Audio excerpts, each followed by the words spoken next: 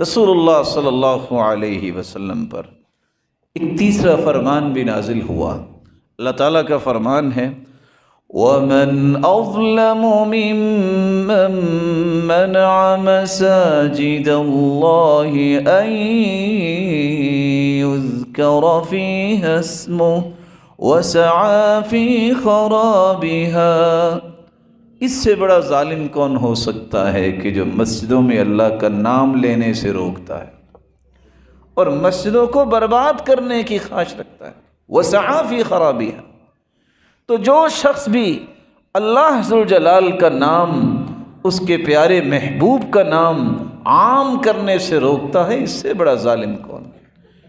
یہ مساجد، یہ بیت اللہ کی بیٹیاں ہیں، اور اللہ کے رسول صلی اللہ علیہ وسلم نے فرمایا تھا المسجد بیت کل تقی، ہر متقی کا گھر مسجد ہے۔